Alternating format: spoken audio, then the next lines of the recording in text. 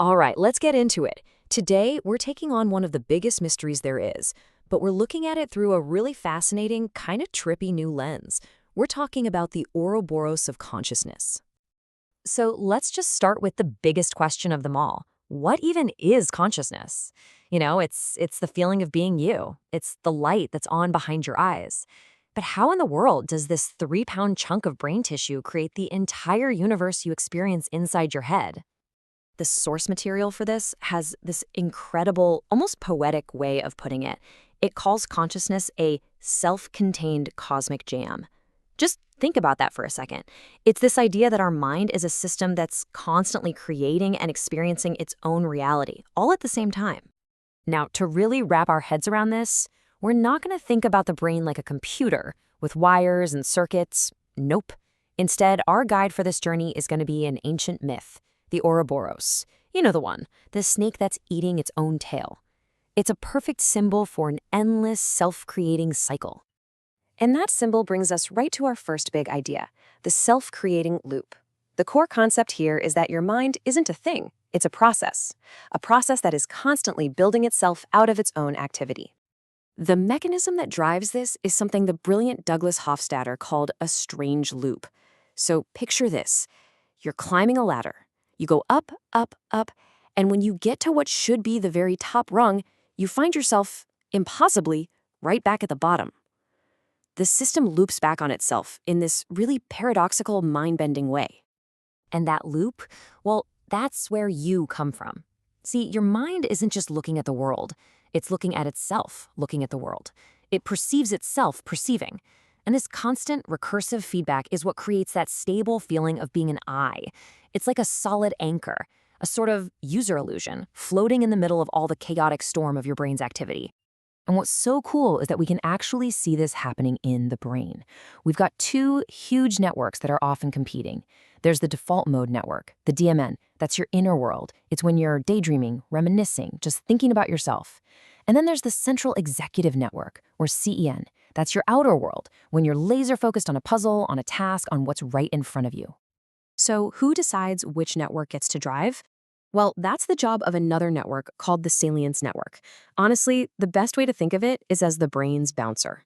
It's constantly scanning everything, internal, external, and it makes a call on what's most important right now. Then it just flips a switch, handing control over to either your inner thoughts or the outside world. Okay, so we have this self-creating loop. Let's see how that loop builds the actual structure of our reality. This whole framework suggests that our conscious experience is held up by 4 fundamental pillars. Pillar number 1 is unity. I mean, think about it. When you experience a rose, you don't get separate signals for the color red, the floral smell, and the sharp feeling of a thorn. You just get one single, whole experience of rose. That seamless, unified feeling is the first pillar. And get this isn't just a nice idea. Scientists are actually trying to measure this unity with something called integrated information theory. It spits out a value, called phi, which is basically a number that represents how integrated, and therefore how conscious, a system is. The more unified it is, the higher the phi. Pillar number 2 is balance. Here's a huge shift in thinking. Your brain isn't just passively soaking up information from the world. No, it's an active, relentless prediction machine. Its primary job, all day, every day, is to guess what's going to happen next, all to minimize surprise and keep you stable. Now, the theory behind this is called the free energy principle, and it says that to make these predictions, your brain creates a kind of statistical force field around itself. It's called a Markov blanket. This isn't a physical thing, but it's the mathematical boundary that literally separates you from not you, protecting your sense of self from all the chaos of the universe. All right, our third pillar is symmetry, and this one is just beautiful. It's about the incredible repeating patterns that we find in the brain on every single level, from the way neurons are physically wired together, all the way up to the massive rhythmic waves of electricity pulsing across your cortex. You see the same basic patterns over and over again, like a fractal. And this fractal setup lets the brain do something amazing. It operates in this special state called criticality. You can think of it as the perfect sweet spot, right on the edge of chaos. It's balanced perfectly between being too rigid and predictable and being too random and useless. And right there, on that edge, is where the brain can process information at its absolute max. So that brings us to our last pillar, paradox. Because, after all this talk of structure and loops and balance, what about the weird stuff? What about the creative spark, that moment of genuine inspiration? And what about the simple, raw feeling of what it's like to be you? This is the famous hard problem of consciousness. Now, one of the most out there mind-bending theories trying to explain this is called ORC-ER, and it suggests that maybe this spark isn't something a computer could ever do. It proposes that actual quantum events happening in these tiny little structures inside our neurons could be creating these little flashes of proto-consciousness, little quantum pops that together create the rich inner world we all live in. Okay, so we have the architecture, the four pillars, but how does the mind actually use all that to think, to come up with new ideas? This brings us to the engine of thought, and it all runs on tension. So it always starts when you get stuck. You're wrestling with a problem. Maybe you're holding two ideas in your head that just don't fit together, and it creates this uncomfortable, itchy feeling of mental tension.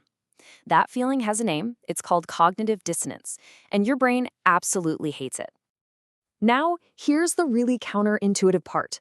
To solve the problem, your brain doesn't just work harder. First, it works quieter. It has to shut down all the noise from distracting thoughts. We can actually see this in brain scans as a big increase in alpha waves. It's basically the brain putting on a pair of noise-canceling headphones so it can finally focus. And then, once the stage is quiet and everything is set, bam! A sudden, incredibly fast flash of gamma waves bursts across the brain. This is the aha moment. It's the lightning strike. It's the brain taking two distant, totally unrelated ideas and instantly wiring them together into a brand new, elegant solution. So let's zoom all the way out now, from the flash of a single thought to, well, to everything. Because the final, profound implication of looking at consciousness this way is that we might be part of a universe that is observing itself. This leads to a really deep philosophical idea called dual aspect monism. And what it suggests is that the mental world, our thoughts, feelings, consciousness, and the physical world of matter and energy, they're not two different things. They're just two sides of the same coin, two different perspectives on one single fundamental reality. And that leaves us with one last, kind of awe-inspiring question to sit with.